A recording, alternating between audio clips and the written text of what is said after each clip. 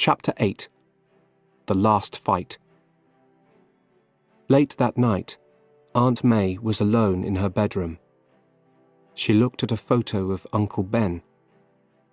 Suddenly, the bedroom wall exploded. The Green Goblin was there on his glider. He looked at her with his terrible yellow eyes and laughed crazily. Peter ran to Aunt May's room at the hospital. She wasn't dead. Her face was white, and she cried out, "Those terrible yellow eyes!" "What happened?" shouted Peter. But no one answered. Peter stopped for a second. Then he understood. "He knows," he thought. "The Green Goblin knows Aunt May. He knows Peter Parker is Spider-Man." Peter sat by Aunt May's bed all night. The next day, MJ came to the hospital. "How is she?" she asked Peter. "She's going to be okay," said Peter. "Did you talk to Harry?" "No, I didn't. The thing is, I'm in love with, don't laugh, Spider-Man." In her bed, Aunt May opened her eyes and listened. "Oh, him," said Peter. "Well, he is very cool. I know him a bit. I take photos of him." "Does he talk about me?" "Yeah, I talked to him about you. Once I said, 'You know, Spider-Man, the great thing about MJ is you look into her eyes and you feel stronger, excited, but frightened at the same time.'" "You said that?" MJ smiled and took Peter's hand. Aunt May heard everything, and she smiled too. The door opened quietly, and Harry came into the room. MJ pulled her hand away, but it was too late. They all knew. Harry went to his father's home. "You were right about MJ," he said to his father. "You're right about everything. She's in love with Peter." "Parker," his father said quietly. "And how does he feel about her?" "Peter was in love with MJ when he was 6, and he still loves her." Mr. Osborne smiled. Then he looked at Harry sadly. "I'm so sorry. I wasn't always there for you, but now things are going to be different." "I'm going to make things right," he said, and took Harry in his arms. Back at the hospital, Aunt May looked at Peter. Peter smiled back. "A smile," said Aunt May. "And you smiled at MJ earlier today too. You love MJ, Peter. Please tell her.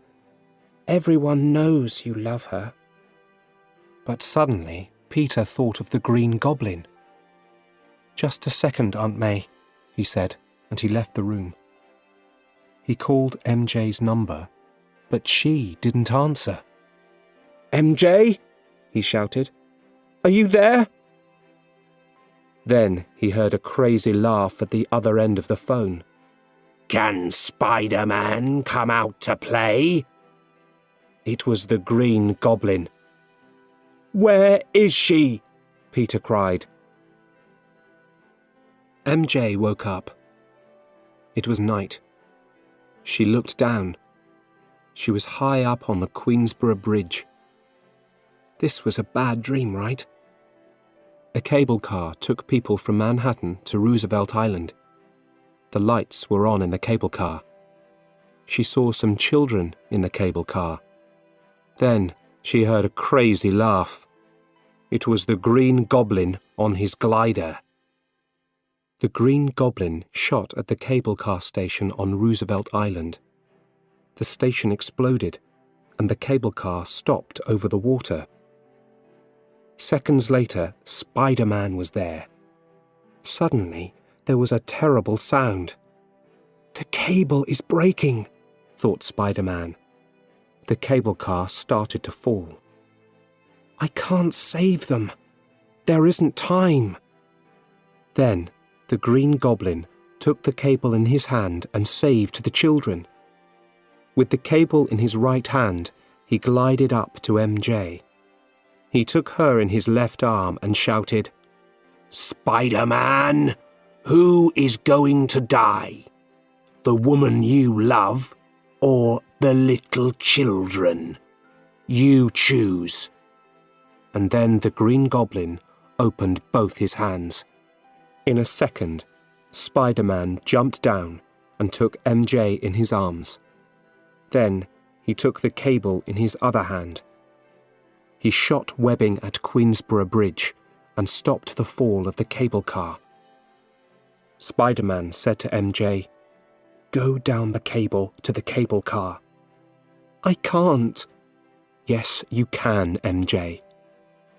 Slowly, she went down. Peter turned, and the Green Goblin crashed into him. The Green Goblin laughed and turned the glider.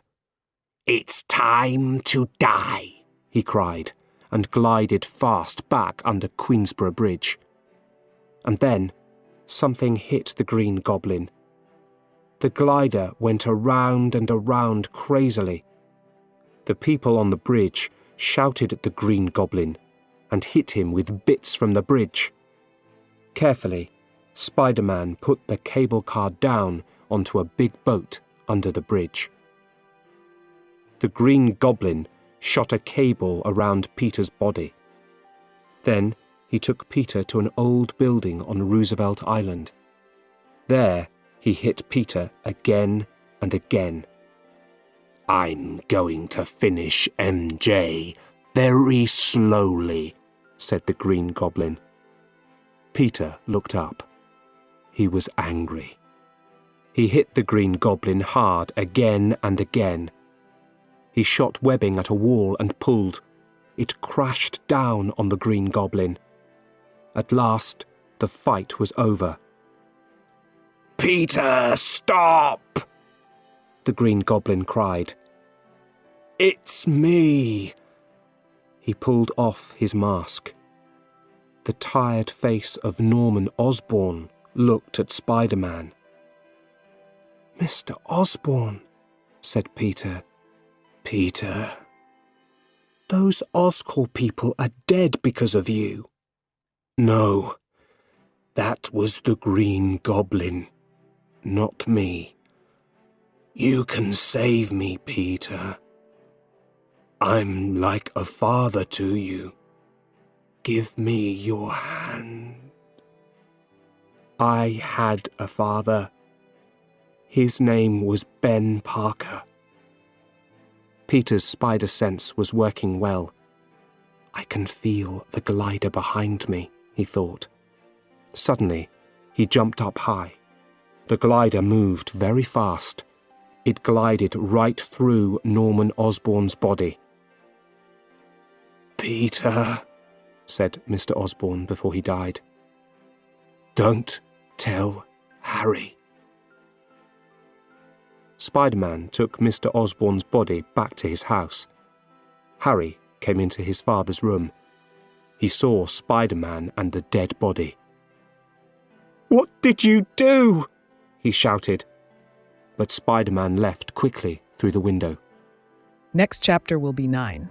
Don't forget to subscribe my channel, learn English by storytelling, listen, and practice every day.